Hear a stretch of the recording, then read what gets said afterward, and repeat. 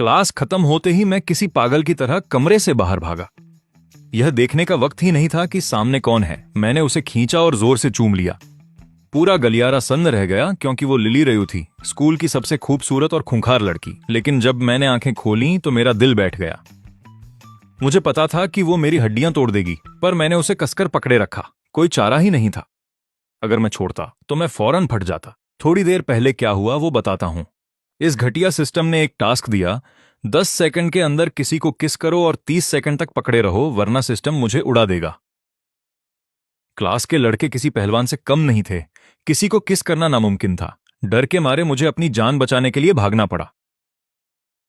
और किस्मत देखिए, जिसे मैंने अचानक पकड़ा वो लिली रेव थी, कैंपस की डायन रानी। जैसे ही 30 सेकंड पूरे हुए मैंने फौरन उसे छोड़ा। लिली, मेरी बात तो सुनो। जो हुआ वो मैं तो बस मजाक कर रहा था। ये लो मजाक। उसने गाली दी और सीधे मेरी आंख पर मुक्का मारा। किस्मत अच्छी थी कि मुझे पहले ही पता चल गया। उसका हाथ मेरे चेहरे तक नहीं पहुंचा क्योंकि मैंने उसकी कलाई पकड़ ली। मानना पड़ेगा, कैंपस क्वीन के हाथ वाकई बहुत रेशमी और कोमल हैं। इससे लिली और भड़क गई। गुस्से के मारे उसका चेहरा लाल हो गया। उसने दांत पीसे और अपने घुटने से हमला किया, जिसे मैंने आसानी से रोक दिया। लिली, मैं जानता हूं तुम मुझे पसंद करती हो, पर यूं मुझ पर मर मिटने की जरूरत नहीं। तुम मुझे मुश्किल में डाल रही हो। सब मुझे ऐसे देख रहे थे मानो मैं पागल हो गया हूं। तुम्हें कैसे लगा कि वो तुम्हें पसंद करती है? वो तो तुम्हें पीटने की कोशिश कर रही है। तुम लोग समझ नहीं रहे हो। रुको, कुछ तो गड़बड़ है। कुछ बहुत गलत है। क्या तुम देख पा रहे हो? ये दोनों जिस तरह खड़े हैं वो बहुत अजीब है। और लिली तो शायद ही संघर्ष कर रही है। क्या ये दोनों मिलकर कोई खेल खेल रहे हैं? ऐसा हो ही नहीं सकता। क्यों नहीं हो सकता? फैंग युआन का हाथ सीधे उसकी जांघ पर है। साफ है कि ये दोनों कपल हैं। भीड़ की बातें सुनकर लिली बौखला गई और खुद को छुड़ाने की जोरदार कोशिश करने लगी। मुझे छोड़ो। अगर तुम वादा करो कि मुझे मारोगी नहीं, वरना मैं तुम्हें नहीं छोड़ूंगा। मेरे मुंह से ये निकलते ही लिली की आंखें लाल हो गईं और अगले ही पल वो रोने लगी। वो अपनी फैमिली की लाडली राजकुमारी रही है, हमेशा सुरक्षित और नाजुक। उसके साथ कभी ऐसा बर्ताव नहीं हुआ। ओ नहीं, वो सच में क्यों रो रही है? मैं घबरा गया और झट से उसे छोड़ दिया। लिली का पहला मन तो मुझे मारने का था, पर फिर वो रुक गई। उसे पता था कि वो मुझसे लड़कर जीत नहीं सकती, इसलिए उसने खुद को रोका। आंखों में आंसू लिए उसने दांत पीसते हुए कहा, एक एक करके मैं तुम्हें जान से मार दूंगी। ये कहकर वो अपने आंसू पोंछती हुई वहां से भाग गई। स्कूल गेट के बाहर पहुंचकर लिली एक काली बेंटले में जा बैठी। ड्राइवर ने उसकी लाल आंखें देखीं और पूछा, मिस रयू, क्या हुआ? किसी ने आपको चोट पहुंचाई? लिली ने होंठ भींचे और कुछ नहीं कहा। उसने अपना फोन निकाला और कॉल किया, रेक्स को अभी मेरे पास भेजो, मुझे उसे ऑर्डर देना है। तुम वहीं मेरा इंतजार करना, क्योंकि आज रात मैं तुम्हें तालाब में फेंक कर मछलियों को खिलाऊंगी। इधर डॉर्म में लेटे लेटे मेरा दिमाग अब भी उन्हीं पैरों के बारे में सोच रहा था। उस लड़की के पैर तो लाजवाब थे, पर उसका गुस्सा, हर पल मारने की धमकी बिल्कुल भी प्यारी नहीं है। मैं बड़बड़ा ही रहा था कि तभी मुझे याद आया, मैंने रिवॉर्ड तो क्लेम किया ही नहीं। यह ख्याल आते ही मैंने फौरन दिमाग में सिस्टम इंटरफेस खोला। मेरी इन्वेंट्री में एक कार्ड था, टोंग बेई क्वान। बिना सोचे मैंने लर्न पर टैप किया। पलक झपकते ही जानकारी का सैलाब मुझमें समा गया। मेरी हड्डियां पत्थर जैसी सख्त हो गईं। अरे बाप रे, मैं तो चलते फिरते टैंक जैसा हो गया हूं। अगर मैं कंस्ट्रक्शन साइट पर जाऊं तो शायद पूरी इमारत उठा लूं। मैं बिस्तर पर हंस ही रहा था कि नीचे से एक तीखी आवाज गूंजी, फैंग युआन, अभी के अभी नीचे आओ। ओ नहीं, ये तो लिली है। मुझे कहीं छिपना होगा। फिर मैंने सोचा, रुको, वो तो सिर्फ एक लड़की है। वो लड़कों के डॉम में ऐसे कैसे घुस सकती है? मैं डर किस बात से रहा हूं। अगले ही पल एक जोरदार धमाका हुआ। डॉर्म का दरवाजा लात मारकर उड़ा दिया गया। मैंने ऊपर देखा, लिली वहीं दरवाजे पर खड़ी थी। फैंग युआन, मैं कब से नीचे तुम्हारा नाम पुकार रही हूं। क्या तुम बहरे हो? अरे लिली, जवाब देने का थोड़ा वक्त तो दो। ये लड़कों का डॉर्म है, थोड़ी तो शर्म रखो। सुपरवाइजर ने तुम्हें रोका नहीं। मुझे क्या परवाह, अभी मेरे साथ चलो। वो सीधे मेरी तरफ आई और मुझे खींचने लगी। जैसे ही उसका हाथ पास आया, मैंने फिर पकड़ लिया। लिली का सब्र टूट गया। चल रहे हो या नहीं? नहीं जा रहा। और ठीक उसी वक्त उसकी आंखों में अचानक नमी आ गई। तुमने दोपहर को मुझे किस किया, तुमने मेरे पैर को छुआ, और अब मैं सिर्फ एक वॉक पर जाने को कह रही हूं। तुम इतना भी नहीं कर सकते? नहीं नहीं, प्लीज रो मत। ठीक है, मैं चलता हूं। मेरे मुंह से ये निकलते ही उसने मेरा हाथ पकड़कर मुझे घसीट लिया। गलियारे में हड़कंप मच गया। मुझे पता था ये दोनों पक्का डेटिंग कर रहे हैं। फैंग युआन तो रातों रात हीरो बन गया। रयू परिवार फैंग सिटी के सबसे रईस और ताकतवर परिवारों में से एक है। ओ माय गॉड, कितना प्यारा है ये। देखो, लिली ने अब भी उसका हाथ पकड़ रखा है। ये दोनों बहुत करीब हैं। सब मेरी तरफ उंगलियां उठा रहे थे। मैं खुद को रोक नहीं पाया और उसकी तरफ मुड़ा। लिली, मेरा हाथ छोड़ो। अगर इसकी वजह से मुझे कभी गर्लफ्रेंड नहीं मिली तो तुम जिम्मेदार होगी। ठीक है, मैं जिम्मेदारी लूंगी। तुम्हारी आंखें तो मुझे 1000 बार मार देने को कह रही हैं और तुम कहती हो कि जिम्मेदारी लोगी। मुझे यकीन नहीं हो रहा। लिली खुद से सोचती है, शांत रहो, बस उसे उस जगह तक ले जाओ, फिर मैं इसे मजा चखाऊंगी। तो आखिरकार तुम मुझे कहां ले जा रही हो? स्कूल के पीछे वाले जंगल में। रुको, क्या तुम स्कूल के पीछे वाले जंगल की बात कर रही हो? नहीं लिली, ये बहुत बड़ा रिस्क है। हमें मिले अभी आधा दिन ही हुआ है, पछताओगी तुम। अगर जरूरत पड़ी तो मैं दोपहर वाली बात के लिए अपना पैर वापस छूने दूंगा, हिसाब बराबर। तुम्हारा दिमाग हमेशा कचरे में क्यों रहता है? मैंने कहा वॉक पर जाना है, सिर्फ वॉक, समझे? जब उसने ये कहा तो मुझे भी थोड़ा चिड़चिड़ापन हुआ। गंभीरता से, मुझे जंगल खींच कर ला रही हो और मुझे ही गंदा कह रही हो। ठीक है, मैं नहीं जा रहा, मैं वापस कमरे में जा रहा हूं। अच्छा बाबा, ठीक है, मैं ही गंदा हूं, खुश अब। थोड़ी देर में लिली मुझे खींचते हुए जंगल ले आई।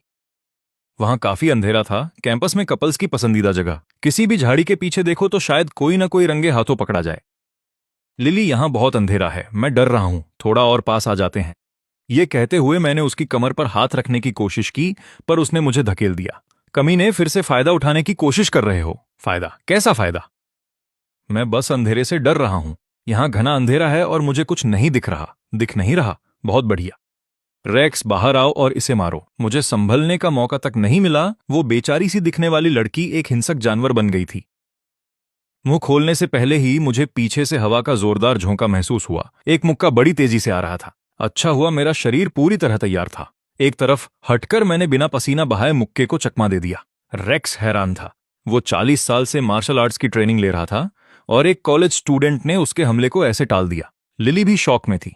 तुमने कहा तुम्हें दिख नहीं रहा क्योंकि अंधेरा है। हे, तुम तो लड़ाई के नियमों का बिल्कुल सम्मान नहीं करते। मेरे चकमा देने से लिली का गुस्सा भड़क उठा।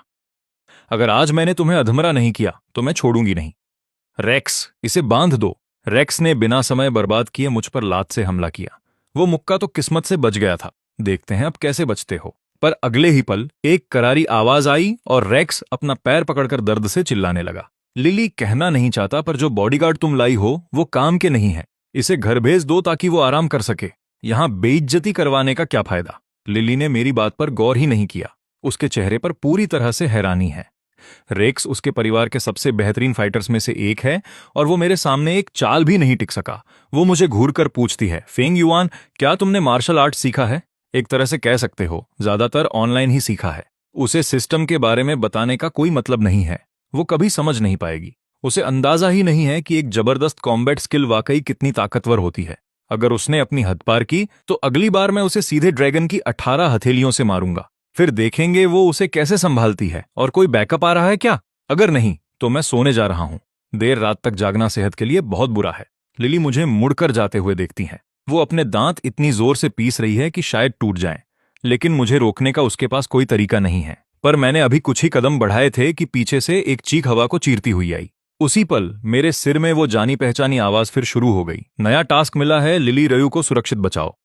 काम पूरा होने पर प्लेयर को एक स्पिन रिवॉर्ड मिलेगा। क्या प्लेयर इसे स्वीकार करना चाहता है? और अगर मैंने मना किया तो सिस्टम खुद को धमाके से उड़ा देगा। ठीक है, हाँ हाँ, मैं मान गया। ओके, क्या ये काफी नहीं है?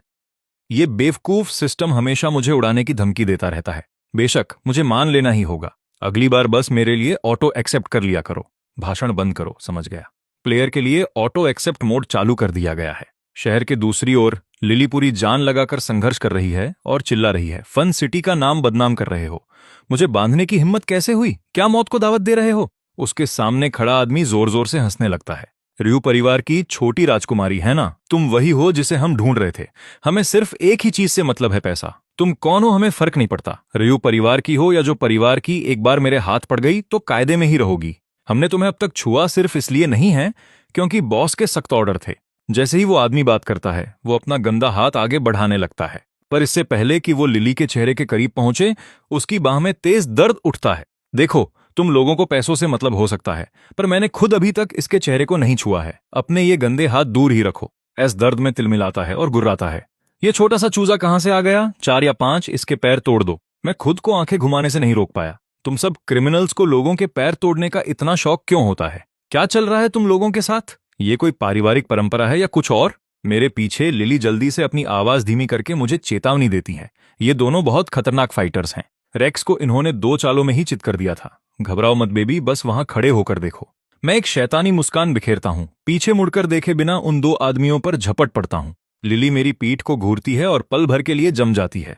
वो सच में थोड़ा भावुक हो गई है। रुको, क्या हो रहा है? ये बहुत ही क्रूर और खतरनाक अपराधी हैं। क्या फेंग युआन को मेरे कारण इसमें फंसने का थोड़ा सा भी डर नहीं है? वो गर्म एहसास सिर्फ 2.5 सेकंड तक ही रहता है और 4-5 पहले ही जमीन पर पड़े होते हैं। मैं लिली की ओर मुड़ता हूं, एक भौं ऊपर उठाता हूं और कहता हूं, तो काफी कूल था, है ना बेबी? बहुत बातें हो गई, पहले मुझे आजाद करो। जी मैम।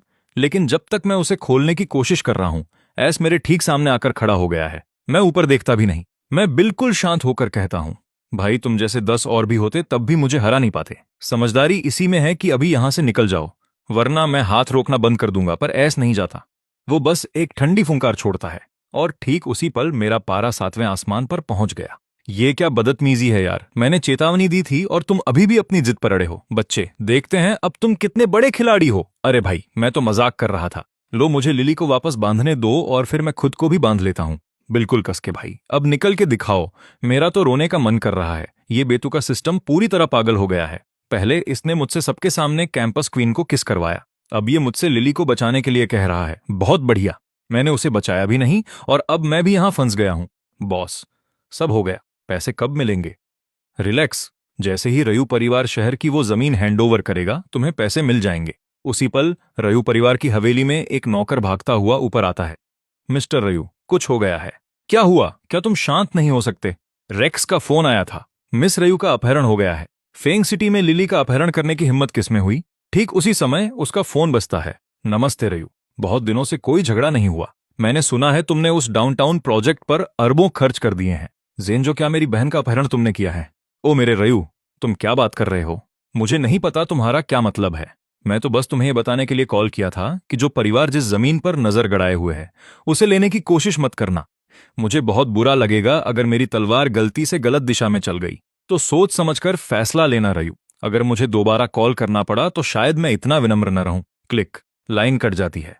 लियोन की भौहें गहरी सिकुड़ जाती हैं। चेन से कहो इसकी जांच करे। अगर उसे कुछ नहीं मिला तो उसे कहना वापस आने की जरूरत नहीं है। शहर के दूसरी तरफ एक पुरानी फैक्ट्री में एस मुझे कई लात मारता है। आराम से भाई। मैं बहुत देर तक उस गाड़ी में बैठा था। मेरे पैर अभी भी सुन्न हैं। ये लड़का अभी भी मुस्कुरा रहा है। 4, इसे ऊपर ले जाओ। इसे वहीं खत्म करो। अभी भी दांत दिखा रहे हो। जब मैं चला जाऊं तो मेरे लिए माइकल जैक्सन को कुछ फूल भेज देना। सालों से उनका फैन हूं। मैं मूनवॉक भी कर सकता हूं, सब कुछ फैक्ट्री की दूसरी मंजिल पर। तुम मुझे यहां सिर्फ अपने साथ तारे गिनने तो नहीं लाए है ना? मैं उस तरह का लड़का नहीं हूं। बहुत हुआ। तुम लिली रयू के वो कथित बॉयफ्रेंड हो, है ना? कथित बॉयफ्रेंड? हम सिर्फ क्लासमेट्स हैं। तुम कब से गप्पों में दिलचस्पी लेने लगे? ऐस एक और लात मारता है, फिर अपना फोन निकालता है और क्लासरूम के बाहर मेरा और लिली का किस करते हुए वीडियो चलाता है। अभी भी मना कर रहे हो? मान लो तुम दोनों कपल हो, हम नहीं हैं। भाई, क्या तुम्हें किडनैपर नहीं होना चाहिए? तुम्हें मेरे और लिली के बारे में इतनी परवाह क्यों है? ओ रुको, मैं समझ गया। तुम इसका फायदा उठाओगे कि हम ऑनलाइन ट्रेंड कर रहे हैं ताकि हमें रिलेशनशिप के लिए मजबूर करो। फिर हमसे लाइव स्ट्रीम पर पैड प्रमोशन कराओगे और पैसे छापोगे, है ना? ये वाकई काफी चतुर है। तुम किस बारे में बकवास कर रहे हो? बस मान लो। ठीक है, हाँ, हमारा एक बच्चा है और हाँ, हम कपल हैं। खुश? अब क्या तुम ये बंदूक हटा सकते हो? ये चल सकती है। हिलो मत। बॉस ने सुना है ना? ये बंदा सच में लिली का बॉयफ्रेंड है। इसे संभालो, काम सफाई से होना चाहिए। हम नहीं चाहते कि अधिकारी कुछ भी ढूंढे। फेंग सिटी यूनिवर्सिटी का एक लापता छात्र बहुत मुसीबत खड़ी करेगा और पक्का अनचाहा ध्यान खींचेगा। अकड़ू छोटा पंख, मुझसे भिड़ रहे हो? मैं तुम्हें खत्म कर दूंगा। ओह, और हथियारों का इस्तेमाल मत करना, बहुत गंदगी फैलती है। हमारे पास वैसे भी एक ही बंदूक है और मैं उसे बचाना चाहता हूं। अब फोन रखो। मेरे बात सफाई करना याद रखना। बच्चे, मुझे दोष मत देना। तुमने खुद को दावत दी है। तुम्हें सच में लगता है कि तुमने मुझे कोने में फंसा लिया है? बच्चे, सिर्फ एक बंदूक है तो ये मेरे लिए और आसान हो गया है। कुछ पल पहले मैं सिर्फ अंदाजा लगा रहा था कि एस के पास एक बंदूक है। मुझे यकीन नहीं हो रहा कि इस बेवकूफ ने खुद इसकी पुष्टि कर दी। एस मेरी बात सुन लेता है और अपना आपा खो बैठता है। बंदूक फिर से ऊपर आती है, ठीक मेरे सिर पर तनी हुई। तुम्हें लगता है एक बंदूक मुझे खत्म करने के लिए काफी नहीं है, पर इस बार मैं थोड़ा भी घबराया नहीं हूं। मैं असल में अपना माथा बंदूक की नली पर टिका देता हूं। पहला, उसके बॉस ने अभी कहा था कोई हथियार नहीं। दूसरा, रयू परिवार की एक लड़की लापता है। उसका भाई उसकी रक्षा करने के लिए पूरी तरह पागल है। उसने पक्का इस जगह को ट्रैक कर लिया है। गोली चलाओ जीनियस। तुम रयू परिवार के हर एक बंदे को सीधे यहां ले आओगे। ऐसी ये सुनकर झिझकता है तो क्या तुम बंधे हुए हो? मैं तुम्हें लात मार मार के मार सकता हूं। वो शब्द मेरे मुंह से निकलने से पहले ही मैंने खुद को आजाद कर लिया। बेवकूफ, मैंने अपनी रस्सियां खुद बांधी थीं। जब चाहे तब खुल जाते हैं। ऐस बुरी तरह घबरा जाता है। उसे पता है मैं क्या करने वाला हूं, पर तब तक देर हो चुकी है। अगली आवाज ऐस के पैर के टूटने की है। मेरी आंखों में सुकून सा है। तूने मुझे 3 बार लात मारी, तो अब मैं तुझे हमेशा के लिए ठिकाने लगा रहा हूं। उचित है। नीचे पूरी गैंग हंसने लगती है। एक और गया काम से। बॉस कमाल के हैं, इतनी आसानी से मार डाला। अगर दुश्मन आ गए तो क्या होगा? हम सुनसान जगह पर हैं। कौन से दुश्मन? जल्दी समेटो सब, कल तक मुझे पैसे लेकर निकलना है। यह सब सुनकर लिली सन्न रह जाती है। फेंग युआन मर चुका है। तर्क के हिसाब से तो मुझे खुश होना चाहिए है ना? तो फिर यह सब इतना गलत क्यों लग रहा है? तुम शैतान हो। तुमने कहा था तुम मुझे यहां से बाहर ले जाओगे। तुम इतनी जल्दी मर कैसे गए? अगर तुम मुझे बचाने की कोशिश न करते तो क्या आज जिंदा होते? मुझे बहुत अफसोस है। ये सब मेरी गलती है। मैं अभी ऊपर जाकर तुम्हारा बदला लूंगी। लिली के अंदर एक नई ताकत जागती है और वो पूरी जान लगाकर सीढ़ियों की तरफ दौड़ती हैं। ये क्या बदतमीजी है? इसका पीछा करो। ऊपर पहुंचकर लिली देखती है कि एक साया जमीन पर पड़े शख्स को पीट रहा है। उसका गुस्सा फूट पड़ता है। फेंग युआन को छोड़ो, मैं तुमसे आखिरी दम तक लड़ूंगी। वो झपटती है और जोर से काट लेती है। ये क्या हो रहा है? क्या कुत्तों ने पाला है तुम्हें? ये जानी पहचानी आवाज। लिली का मुंह खुला का खुला रह जाता है। फेंग युआन, मुझे लगा तुम गुजर गए। मैं यहां तुम्हारा बदला लेने आई थी। शुक्र है तुम जिंदा हो। मैं पूरी तरह हैरान हूं। उसने इतनी शिद्दत से रिएक्ट किया। क्या वो सच में मुझ पर फिदा हो रही है? मैं होश में आया और हंस पड़ा। देखो तुमने मेरे हाथ का क्या हाल किया। तुम जैसी जंगली लड़की कभी नहीं देखी। लिली रो भी रही है और हंस भी रही है। और सच कहूं तो ये काटने का निशान दिल जैसा प्यारा लग रहा है। उसी वक्त बाकी गैंग सीढ़ियों से ऊपर भागती हुई आती है। वो अपने बॉस को जख्मी हाल में देख दंग रह जाते हैं। बॉस, आपको क्या हुआ? मुझे छोड़ो, इस बंदे को खत्म करो। इतना सुनते ही बाकी गैंग भेड़ियों की तरह मुझ पर टूट पड़ती है। तभी एक गोली चलती है और सब के सब हाथ सिर पर रखकर जमीन पर लेट जाते हैं। बंदूक हर चीज को बराबर कर देती हैं। अब मेरे लिए गाओ। पुल के किनारे बत्तखों का झुंड तैर रहा है।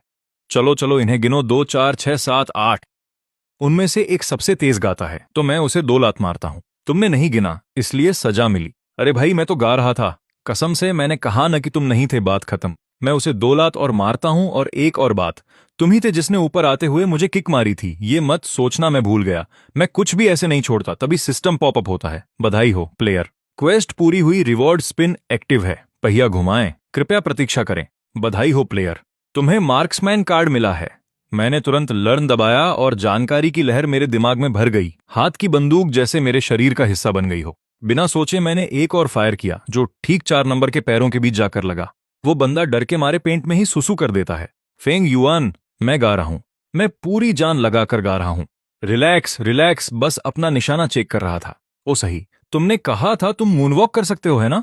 उठो फिर दिखाओ अपने मूव्स। 4 नंबर खुद को थप्पड़ मारना चाहता है। उसने मूनवॉक का नाम ही क्यों लिया था? लिली, जो बगल की बिल्डिंग में बाथरूम गई थी, वापस आती है और सुकून से मेरे पास खड़ी हो जाती है। ओ शुक्र, वो सब। क्या तुम थोड़े सभ्य बन सकते हो? जो तुम्हें नहीं जानता वो सोचेगा कि तुम इस खतरनाक बंदूक के साथ कोई जंगली इंसान हो। लिली का जंगली मिजाज फिर लौट आया है। मैं तुम्हें अभी खत्म कर दूंगी, यकीन मानो। वो मुझ पर लात चलाती है और मैं फिर से उसका पैर पकड़ लेता हूं। फेंग युआन, तुम फिर वही कर रहे हो। मुझे छोड़ो, मैं तुम्हें मार डालूंगी। लिली, क्या तुम हर 5 सेकंड में लोगों को मारने की धमकी देना बंद कर सकती हो? वो शराफत कहां गई? सभ्यता की बात वहीं फैक्ट्री के बाहर। लियोन गोलियों की आवाज सुनकर पीछे पीछे आ रहा है। सर, ड्रोन ने अंदर का ज्यादातर हिस्सा स्कैन कर लिया है। बस वो क्या, हकलाना बंद करो। लियोन टैबलेट लेता है, स्क्रीन देखता है और उसका चेहरा खाली हो जाता है। फैक्ट्री की निचली मंजिल पर 1 दर्जन से ज्यादा लोग बंधे हुए जमीन पर बैठे हैं और किसी तरह वे सभी ब्रिज बाय द रोड गा रहे हैं। वहां एक आदमी मूनवॉक भी कर रहा है। ये किस तरह के अजीब लोग हैं? बंधे हुए हैं फिर भी गा और नाच रहे हैं। क्या ये कोई पागलपंती वाली पार्टी कर रहे हैं? कैमरा घूमता है और वहां मैं दिखता हूं, लिली का पैर पकड़े हुए एक मजाकिया मुस्कान के साथ, जबकि वो गुस्से में लाल है। लियोन मुझे तुरंत पहचान लेता है। ये वही है। ये जरूर जेन के साथ काम कर रहा है। पहले जब लियोन लिली को ढूंढ रहा था तो उसने कैंपस का वीडियो देखा था जिसमें मैं लिली को किस कर रहा था। उसने मान लिया कि मैं लिली को किडनैपिंग की आड़ के लिए इस्तेमाल कर रहा हूं। लियोन गुस्से से भर गया है। मुझे लेजर स्नाइपर राइफल दो। सर, मुझे नहीं लगता कि फेंग युआन वास्तव में अपहरण के पीछे है। मैंने कहा, मुझे बंदूक दो। इस पल लियोन किसी की नहीं सुन सकता। उसे बस इतना पता है कि फेंग युआन अभी उसकी बहन को परेशान कर रहा है। चेन के पास कोई चारा नहीं है और वो राइफल थमा देता है। अंदर लिली और मैं अभी भी लड़ रहे थे कि अचानक मेरे सिर पर एक लाल लेजर बिंदु दिखता है। मैं एकदम जम जाता हूं। ओ नहीं, मैं कुछ ज्यादा ही बेफिक्र हो गया था। पर इससे पहले कि मैं खतरे से निपटने का रास्ता सोचूं, लिली मुझे धक्का देकर जमीन पर गिरा देती हैं। तुम्हारे ऊपर लेजर है, भागो, मैं तुम्हें कवर करूंगी। वही लड़की जो 2 सेकंड पहले मुझ पर गुर्रा रही थी, अचानक इतनी प्यारी लग रही है। वाह, मैं सच में पिघल गया हूं। इस एहसास का क्या करूं? अगले ही पल मैं तय करता हूं कि मैं नहीं भागूंगा। मैं लिली की तरफ देखता हूं और शांत होकर कहता हूं, बेबी, इसे मुझे संभालने दो। मैं मुड़ता हूं और एक ही शॉट में फैक्ट्री में घुसने वाले को इतनी जोर से मारता हूं कि वो उड़कर गिर जाता है। मार्क्समैन कार्ड सक्रिय हुआ। मुझसे पंगा लेना चाहते हो? ये मौत को दावत देना है। लेकिन अगले ही पल एक दर्जन लोग चिल्लाते हुए फैक्ट्री में घुसते हैं। सर, मुझे अंदाजा भी नहीं कि यह मामला कितना गंभीर है। मैं बस फटी आंखों से भीड़ को देख रहा हूं। हे भगवान, मेरी एमो खत्म होने वाली है। मिस रियू, मैं चेन हूं। जो अभी फैक्ट्री में घुसा है वो आपका भाई है। वो आपको बचाने आया था, मेरा भाई। ओ नहीं, मैंने अभी अभी अपने होने वाले साले को गोली मारी है। वो चोट पक्की लगी होगी। इस लड़के का निशाना कमाल है। अगर मैंने बुलेट प्रूफ जैकेट न पहनी होती तो मैं अब तक अपने पूर्वजों से मिल चुका होता। लियोन, क्या तुम ठीक हो? लिली दौड़ कर जाती है और लियोन को जमीन से उठाने में मदद करती है। उसका चेहरा चिंता से भरा है। तो तुम्हें अभी भी याद है कि मैं कौन हूं? वो बंदा तुम्हें पूरे समय परेशान कर रहा था, इसलिए मैंने उस पर लेजर लगाई ताकि तुम उसे मार सको और बेहतर महसूस करो। और तुमने क्या किया? तुमने उसे बचाने के लिए खुद को ढाल बना लिया। सच्चाई यह है कि जब लियोन पहले आया था तो उसने हमें बहस करते और हाथापाई करते देखा था, और यह साफ था कि हम मजाक कर रहे थे। ये कहीं से भी अपहरण नहीं लग रहा था। उसे बस ये पसंद नहीं आया कि उसकी बहन को ये बंदा परेशान कर रहा है, इसलिए उसने लेजर मुझ पर पॉइंट की ताकि लिली एक फ्री शॉट मार सके। लेकिन लिली ने क्या किया? उसने मुझे गिराकर खुद को मेरे सामने ढाल बना लिया। वो पुरानी कहावत है ना, आप अपनी बेटी को हमेशा के लिए घर में नहीं रख सकते। ये बिल्कुल तुम हो लिली। मुझे नहीं पता था कि ये तुम हो। मुझे लगा तुम उन किडनैपर्स में से एक हो। फेंग युआन ने आज मुझे बचाने के लिए 2 बार अपनी जान जोखिम में डाली और मैंने बस ठीक है बहुत सफाई दे दी। लियोन आंखें घुमाकर मुझे देखता है। बच्चे, तूने ऐसी निशानेबाजी कहां से सीखी? मैं मुस्कुरा देता हूं। शूटिंग वीडियो गेम खेलते हुए हजारों घंटे बिताए हैं। लियोन को शक है कि मैं कोई महान फाइटर हूं जो पहाड़ों में छिपा हुआ था, क्योंकि उपन्यासों में हमेशा ऐसा ही होता है। लेकिन उस दोपहर जब उसने लिली के ठिकानों का पता लगाया तो उसने मेरी पृष्ठभूमि के हर कोने की छानबीन की, और वहां कोई महान गुरु नहीं था जिसने मुझे सिखाया हो। जो एकमात्र तर्क काम आया वो था वीडियो गेम। मैंने सुना है तुम मेरी बहन को लेकर लोगों के बीच तमाशा कर रहे थे। बिल्कुल नहीं लिली, और मैं पूरी तरह बेगुनाह है। अपनी गलती नहीं मानोगे, है ना? लियोन अपनी जेब में हाथ डालकर फोन निकालता है और एक वीडियो चलाता है। इसका जवाब दो। मैंने वो साफ साफ किस वाला वीडियो देखा और मेरा दिमाग ही फिर गया। तुम लोगों को क्या हो गया है?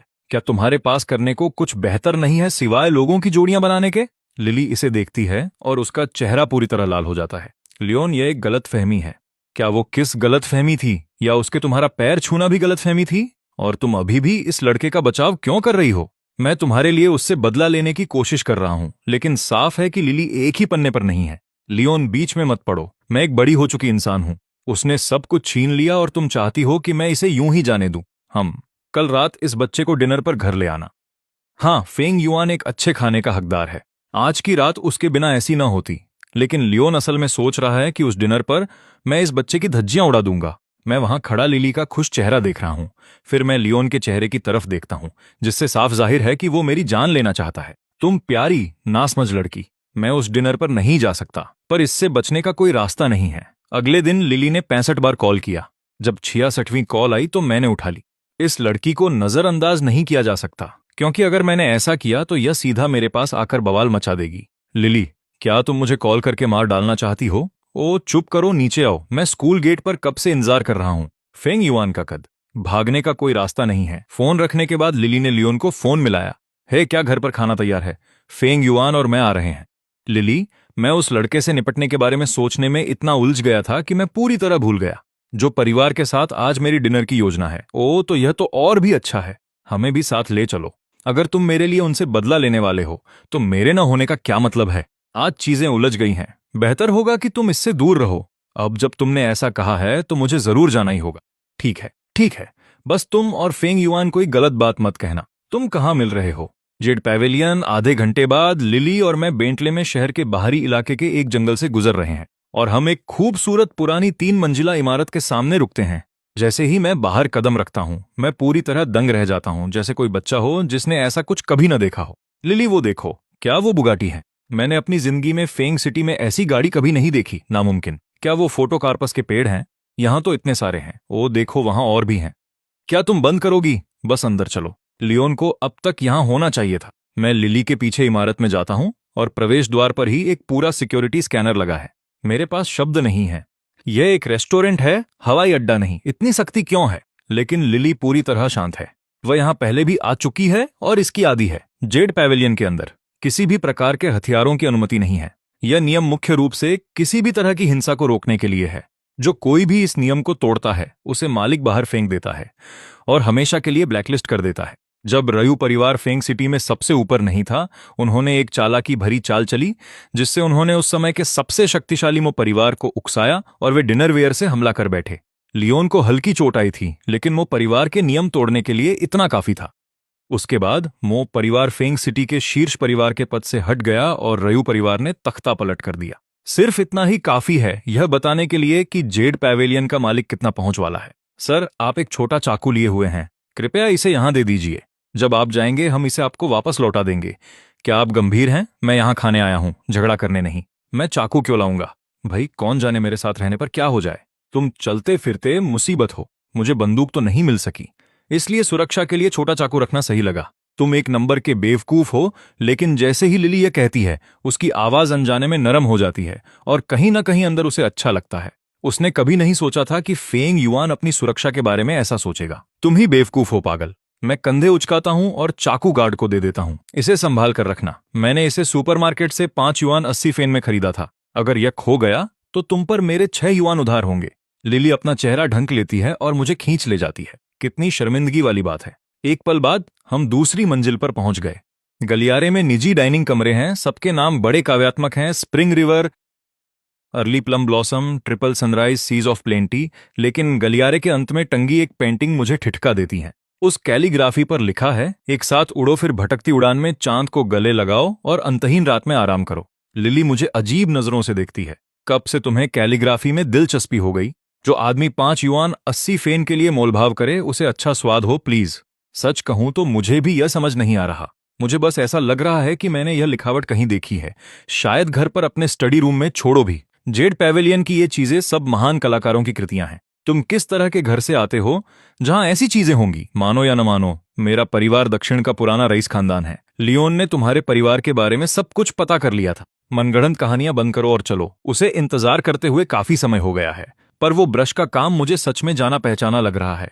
मुझे समझ नहीं आ रहा कि ये किसका हाथ है। तभी एक महिला ऊपर की मंजिल से नीचे आती है और मुड़कर हमारी तरफ आती है। उसने सफेद चपाऊ पहना है और वह बेहद शालीन और आकर्षक लग रही है। मैं ऊपर देखता हूं और पूरी तरह जम जाता हूं। इस महिला के बारे में कुछ तो बहुत जाना पहचाना सा लग रहा है। क्या हम पहले कहीं मिले हैं? लिली को यह कहते सुन उसकी आंखें डर से फैल जाती हैं। उसे लगता है कि मैं इस महिला पर लाइन मार रहा हूं। फेंग युआन, यह जेड पैवेलियन की जनरल मैनेजर हैं। देखकर बात करो। लिली जल्दी से उनका अभिवादन करती है। मिस्सू, शुभ संध्या। फिर वह मेरा हाथ पकड़कर तेजी से ले जाती है। डर है कि मैं कोई सीन खड़ा न कर दूं। हम इतनी जल्दी में क्यों हैं? लिली मेरी कमर जोर से नोचती है। आह, मैं तुम्हें चेतावनी दे रहा हूं। मिस्सू पूरी फेंग सिटी की सबसे प्रभावशाली महिला है। जेड पैवेलियन के पीछे हर शक्तिशाली व्यक्ति का उनसे कोई न कोई गहरा रिश्ता है। अगर तुमने अभी उनसे पंगा लिया होता तो तुम्हारा करियर खत्म हो जाता। समझ गया। लिली, क्या तुम मुझे पसंद करती हो? तुम हमेशा मेरा ख्याल रखती हो। यह सुनकर लिली का चेहरा और लाल हो जाता है। कौन तुम्हें पसंद करता है? इससे पहले कि मैं तुम्हें फाड़ दूं, तुम्हें किसी और महिला के पास जाने की अनुमति नहीं है। ऐसा नहीं कि मुझे परवाह है। हमारे पीछे सुदूर से ही हमें लड़ते और छेड़ते हुए देख रही है और उसके चेहरे पर एक समझदार मुस्कान फैल जाती है। वह अपना फोन निकालती है और नंबर डायल करती है। सावरिन, अभी कुछ काफी दिलचस्प हुआ है। पास के एक कमरे में टाइसन, जो जेन का बड़ा भाई, ने ऑर्डर के डायरेक्टर टान, जो फेंग सिटी के डिप्टी चीफ हैं, को औपचारिक माफी मांगने के लिए बुलाया है। ठीक उसी वक्त लिली और मैं दौड़ते हुए कमरे में आते हैं। बहुत माफी चाहते हैं, बहुत माफी, हम देर से आए। इस तरह भागना एक शालीन युवती की छवि तो नहीं है। मैं तुम्हारा परिचय कराता हूं। यह डायरेक्टर टान है, फेंग सिटी के डिप्टी चीफ। तुम इन्हें डायरेक्टर टान कह सकते हो। इन दोनों का परिचय देने की जरूरत नहीं है। तुम डायरेक्टर टान को पहले से जानते होगे और यह मेरा क्लासमेट फेंग युआन है, जो परिवार के उन 2 लोगों की तरफ लिली ने देखा तक नहीं। इससे जेन बुरी तरह चिढ़ गया। जो परिवार फेंग सिटी के बड़े परिवारों में से एक है, और इस लड़की ने उसे पूरी तरह अनदेखा कर दिया। अगर उसका भाई उसे रोक न रहा होता तो वह अब तक मेज पलट चुका होता। डायरेक्टर टान गर्मजोशी से मुस्कुराते हैं। लिली, बहुत समय हो गया। मैंने तुम्हें आखिरी बार तुम्हारे पहले जन्मदिन पर देखा था। तुम्हारे पिता अभी भी, कृपया बैठ जाइए। हम सब यहां एक परिवार की तरह हैं। डायरेक्टर टैन, मैं उन्हें परिवार नहीं कह सकता, जबकि मुझे अगवा करने वाला शख्स इसी मेज पर बैठा है। मैं भला यहां कैसे बैठ सकता हूं? डायरेक्टर टैन तनाव छिपाने के लिए एक अजीब सी हंसी हंसे। उन्होंने टाइसन जो की तरफ देखा, जो फौरन खड़ा हो गया। मिस रयू, यह सब मेरे भाई की बेवकूफी थी। हम आज यहां खास तौर पर माफी मांगने आए हैं। उम्मीद है आप हमें माफ कर देंगी। लिली ठाका मारकर हंसी। डायरेक्टर टैन, कैसा रहेगा अगर मैं पूरे जो परिवार को बंधवा दूं, उन दर्जन भर लोगों को पूरी रात बांध कर रखूं और फिर माफी मांगने के लिए एक शानदार दावत दूं? कैसा लगा यह सुझाव? डायरेक्टर टैन का चेहरा उतर गया। वो जानता था कि अगर उसने आज सख्ती नहीं दिखाई तो यह लड़की इसे ऐसे ही नहीं छोड़ने वाली। जैन, जिसने तुम्हें नुकसान पहुंचाया वो सामने है। मिस रयू के आगे घुटने टेको और माफी मांगो। इसके बाद वो जो तय करेंगी वो उनकी मर्जी। जेन कुछ कहता उससे पहले ही टाइसन ने उसे घूरकर चुप करा दिया। जेन ने अनिच्छा से लिली की ओर देखा। किसी औरत के आगे घुटने टेकना उसकी फितरत में नहीं था, लेकिन आज नहीं किया तो हालात और बिगड़ जाएंगे। मिस रयू, मैं पल भर के लिए अपना आपा खो बैठा था। कृपया मुझे माफ कर दें। जोरदार धप की आवाज के साथ जेन लिली के सामने घुटनों पर आ गिरा। वो कुछ कहती उससे पहले ही मैं उलझन में पड़ गया। तुमने तो कहा था हम खाना खाने आए हैं। कोई घुटने पर क्यों है और किसी को डांट क्यों पड़ रही है? क्या ये कोई नाटक है? कैसा नाटक? कल इसी ने तो मुझे अगवा करवाया था। जो परिवार का जेन जो, रुको, यही वो आदमी है जिसने सब कुछ प्लान किया था। गुस्से में आपा खोकर मैं उसे लात मारने दौड़ा। लिली घबरा गई और बिना सोचे उसने मुझे बाहों में भर लिया। फेंग युआन, कुछ मत करना, इसका अंजाम बुरा होगा। आखिरकार मैंने खुद को रोक लिया, क्योंकि यहां आते वक्त लिली ने मुझे जेड पवेलियन के कायदे कानून समझा दिए थे। लेकिन अगले ही पल सिस्टम की घंटी बजी। क्वेस्ट सिस्टम चालू। प्लेयर के लिए ऑटो एक्सेप्ट क्वेस्ट। जेन जो को 30 सेकंड में बेअसर करें। जीतने पर स्पिन रिवॉर्ड मिलेगा, हारने पर सिस्टम सजा देगा। क्या तुम पागल हो गए हो? मैंने अभी कहा कि मैं यहां किसी पर हाथ नहीं उठा सकता। तुम्हारी समस्या क्या है? तुम मुझे मरवा कर ही दम लोगी है ना? उसी पल घुटनों पर बैठा जेन समझ गया कि मैं रुक रहा हूं और मुझे उकसाने लगा। मारो मुझे, हिम्मत है तो पूरी ताकत से मारो। मैंने लिली की बाहों से खुद को छुड़ाया और पूरी ताकत से जेन के कमजोर हिस्से पर लात मारी। जेन की चीख पूरे प्राइवेट रूम में गूंज उठी। अविश्वसनीय, इतनी बेशर्मी कभी नहीं देखी। जेन, क्या तुम ठीक हो? टायसन का चेहरा पीला पड़ गया। वो भागकर जेन के पास पहुंचा और जो देखा उससे उसका खून खौल उठा। उसने मेरी तरफ गुस्से से देखा। लड़के, तुमने हद पार कर दी। क्या तुम जो खानदान का नामो निशा मिटाना चाहते हो? उसने एम्बुलेंस के लिए फोन उठाया, पर लियोन ने रोक दिया। मिस्टर जो, छोटी सी चोट के लिए इसे सार्वजनिक करने की जरूरत नहीं। रयू परिवार इसे खुद संभाल लेगा। लियोन, रयू जो परिवार भले ही आपकी बराबरी का न हो, पर हम सहने वाले लोग नहीं हैं। यह मामला बातचीत के लायक नहीं रहा। बात करने के लिए कुछ बचा ही नहीं। डायरेक्टर टैन ने मामला शांत करने के लिए दखल दिया। मिस्टर रयू, जेन गंभीर रूप से घायल है। हमें एम्बुलेंस बुलानी चाहिए। किसी की जान जोखिम में नहीं डाल सकते। सवाल ही नहीं उठता। जेन आज अपने पैरों पर चलकर ही यहां से बाहर जाएगा। तो क्या रयू परिवार मुझसे हर रिश्ता तोड़ने को तैयार है? फैसला अभी भी मेरे हाथ में है। बिना किसी चिंता के वो चाय की प्याली पर उंगलियां फेरता रहा। तभी कमरे के पीछे का पर्दा हटा और अंदर एक शख्स इत्मीनान से चाय पीता दिखा। डायरेक्टर टैन बहुत दिनों बाद दिखे। डायरेक्टर टैन सदमे से सफेद पड़ गया। लियोन को पता था कि टैन उसे रोकने के लिए प्रोजेक्ट का इस्तेमाल करेगा, इसलिए उसने पहले से ही चीफ हान को बुलाकर रखा था। चीफ हान पूरी शान के साथ बाहर आए। लियोन ने मुझे सिर्फ खाने पर बुलाया था, पर मैंने कुछ ऐसी बातें सुन ली जो मुझे शायद नहीं सुननी चाहिए थी। क्यों? डायरेक्टर टैन, चीफ हान, आप मजाक कर रहे होंगे। हम सब ऑर्डर के सदस्य हैं। हम निष्पक्षता में यकीन रखते हैं। क्या यही तुम्हारी निष्पक्षता है? प्रोजेक्ट को धमकी की तरह इस्तेमाल करना? रयू ग्रुप ने उस पर बेतहाशा मेहनत की है। सबने देखा है। हर लिहाज से वो प्रोजेक्ट रयू ग्रुप का ही है। डायरेक्टर टैन के पास कहने को कुछ नहीं था। उसने सम्मान के साथ सिर झुकाया। उसे हमेशा से पता था कि प्रोजेक्ट रयू परिवार का ही है, लेकिन सालों पहले टैन से एक गलती हुई थी और वे परिवार ने उसका पता लगाकर उसे ब्लैकमेल किया था। इसीलिए वो उनके इशारों पर नाच रहा था, और जो परिवार की मदद करना तो बस एक एहसान था। टैन को यह नहीं पता था कि टायसन ने उसे भी मोहरा बना लिया है। जेन के नाकाम अपहरण के बाद ही वे परिवार ने जो परिवार से हाथ खींच लिया था, बस उसे अभी खबर नहीं मिली थी। डायरेक्टर टैन, मुझे आपसे बहुत निराशा हुई है। अगली मीटिंग में मैं चाहता हूं कि आप सबके सामने अपनी गलती स्वीकार करें। फिलहाल मैं तुम्हारी प्रमोशन फाइल रोक रहा हूं। इस बीच अगर तुमने अपनी राह नहीं बदली तो मुझे दोष मत देना। समझ गया। चीफ हान। फिर चीफ हान ने गंभीर लहजे में बाकी लोगों को संबोधित किया। फैंग सिटी का चीफ होने के नाते मैं यहाँ सुनिश्चित करने आया हूं कि न्याय हो। जेन जो इस नौजवान के हाथों घायल हुआ है उसे इलाज की जरूरत है। लियोन, फोन करो और जेन का इलाज करवाओ। मैंने कहा कोई एम्बुलेंस नहीं। मेरी बात सुनो, जिसने मुक्का मारा उससे मैं खुद जेड पवेलियन के मालिक के साथ बात करूंगा। ये उसकी निजी हरकत थी, इसका रयू परिवार से कोई लेना देना नहीं। रही जेन के अपहरण की बात, उम्मीद है ठीक होने पर वो खुद सरेंडर कर देगा। क्या सबको यह फैसला मंजूर है? टाइसन, जिसे लगा था रयू परिवार खत्म हो चुका है, गुस्से से लाल हो गया। चीफ हान, फैंग युआन को रयू परिवार ही यहां लाया था। वो उन्हीं का आदमी है। चीफ हान ने मेरी तरफ शांत नजरों से देखा। नौजवान, तुम्हारा नाम क्या है? Fang yuan. चीफ, मुझे लगता है आप इस मामले में पूरी तरह निष्पक्ष हैं। मैंने जेन को इसलिए मारा क्योंकि कल रात उसने मुझे लगभग मार ही दिया था। इसका रयू परिवार से कोई नाता नहीं। यह सुनकर चीफ हान को गुस्सा नहीं आया, बल्कि वो मुस्कुरा पड़े। लड़के में वफादारी तो है। सुना तुमने? टाइसन, उसका नाम फैंग युआन है, रयू नहीं। 10 मिनट बाद एम्बुलेंस और पुलिस दोनों आ गई। जेन को अस्पताल ले जाया गया और मुझे पुलिस गाड़ी में बिठाया गया। जेड पवेलियन में हिंसा की खबर मिलते ही सेरेना सू मौके पर पहुंच गई। जब उसने देखा कि जख्मी करने वाला मैं हूं तो एक पल के लिए उसका चेहरा झमसा गया। यहां क्या हुआ? चीफ हान ने सेरेना की ओर मुड़कर हल्की मुस्कान के साथ कहा, मिस सू, जरा अकेले में बात करनी थी। लिली पुलिस की गाड़ी के पीछे भागने को बेताब थी, पर लियोन ने उसे रोक दिया। रुको, पहले वापस चलते हैं। फिर वो शांति से टाइसन के पास गया। मैंने तुम्हें मौका दिया था, अगर तुम्हें जंग ही लड़नी है तो बस 3 दिन और। जो परिवार अब खत्म है। टाइसन ने बड़ी मुश्किल से लार निगली। सब खत्म हो गया। चीफ हान जेड पवेलियन के मालिक को लगता है जानते हैं। अगर वो फैंग युआन को रयू परिवार से अलग कर सकें तो रयू आजाद हो जाएंगे। अगर उसे जिंदा बचना है तो उसे अपने किसी हिस्से की बलि देनी होगी। मिस्टर रयू, अपहरण जेन ने अकेले किया था। मेरा और जो परिवार का इसमें कोई हाथ नहीं। क्या आप हमें छोड़ सकते हैं? मैं मुर्दों पर तरस नहीं खाता। इतना कहकर लियोन मुड़ गया, लेकिन जैसे ही वो चला टाइसन बोल पड़ा, जो परिवार हमेशा से वे परिवार का मोहरा रहा है। आप यह जानते हैं मिस्टर रयू, मैं जीना चाहता हूं, मैं मरना नहीं चाहता। अगर आप मुझे बख्श दें तो मैं आपको वे परिवार की जानकारी दूंगा। लियोन ठंडी आ भरकर हंसा। वे परिवार का जो हाथ उठेगा मैं उसे काट दूंगा। हम फैंग सिटी में हैं, मैं उनसे डरता नहीं हूं। मैंने सुना है तुम्हारे पिता 2 साल पहले बिना बताए ड्रैगन सिटी चले गए थे। क्या तुम जानना नहीं चाहते कि तुम्हारे पिता वहां क्यों गए? टाइसन जुआ खेल रहा है। वह दांव लगा रहा है कि लियोन जानना चाहता है कि रयू परिवार का मुखिया कहां गया है और यह काम कर गया। लियोन रुक जाता है। वह मुड़कर टाइसन को देखता है। अगर मुझे तुमसे वो न मिला जो मैं चाहता हूं तो जो परिवार का खात्मा पक्का है। वह वापस मुड़ता है। लिली, तुम पहले घर जाओ।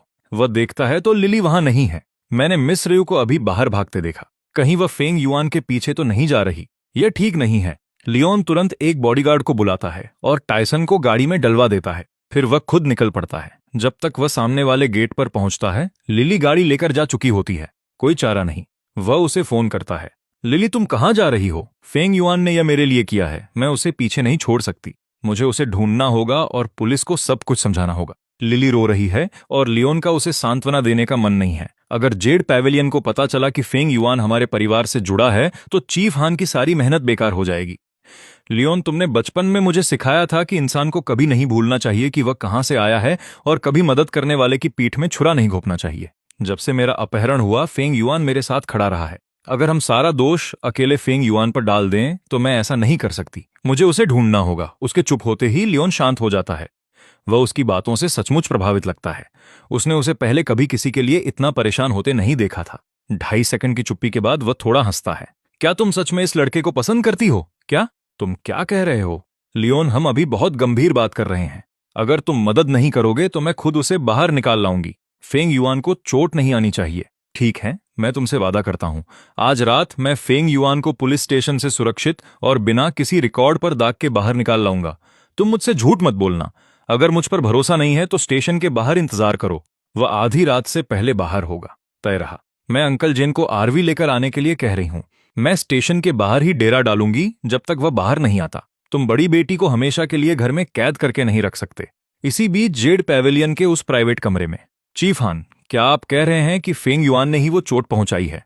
चीफ हान सिर हिलाते हैं।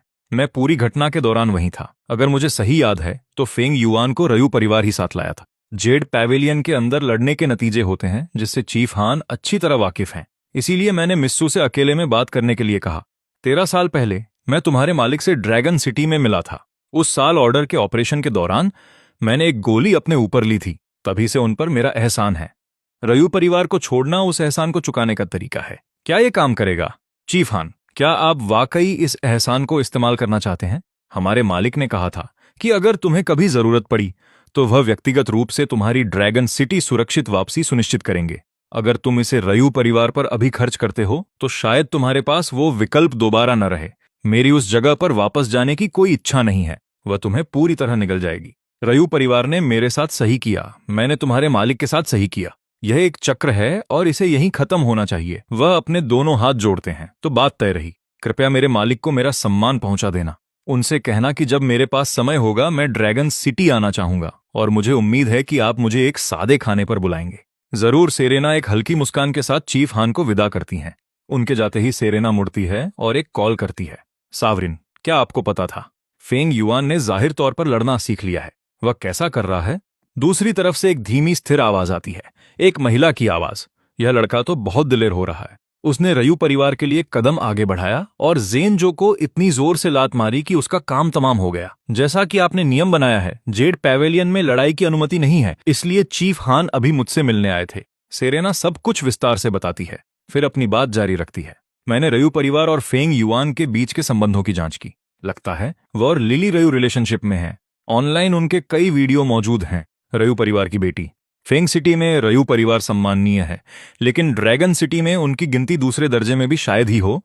चूंकि फेंग युआन को उसकी परवाह है, तो चलो इसका इस्तेमाल रयू परिवार को परखने के लिए करते हैं। पुलिस स्टेशन जाओ और देखो रयू परिवार क्या प्रतिक्रिया देता है। अगर उन्होंने फेंग युआन को अपनी मुसीबत खुद झेलने के लिए छोड़ दिया तो यह लड़की उसके लायक नहीं है। जी सावरिन, समझ गई। कॉल समाप्त होती है। सेरेना के चेहरे पर एक छोटी चालाक मुस्कान आती है। लगता है फेंग सिटी की हवा बदलने वाली है। कितना दिलचस्प है। शहर के दूसरी ओर पुलिस स्टेशन के अंदर सिस्टम में घंटी बजती है। बधाई हो प्लेयर, क्वेस्ट पूरी हुई। स्पिन इनाम अब सक्रिय है। व्हील घुमाएं। कृपया इंतजार करें। बधाई हो प्लेयर, आपको माइंड रीडिंग कार्ड मिला है। इसे इन्वेंट्री में रखा जा सकता है या कौशल सीखने के लिए इस्तेमाल किया जा सकता है। माइंड रीडिंग, ये क्या बला है? मैं तुरंत सिस्टम खोलता हूं और कार्ड पढ़ता हूं। माइंड रीडिंग सक्रिय करने के बाद प्लेयर पिछले 10 मिनट में किसी भी व्यक्ति के विचार पढ़ सकता है। दिन में सिर्फ 3 बार इस्तेमाल किया जा सकता है। नामुमकिन, यह कौशल तो बिल्कुल पागलों वाला है। हा हा हा।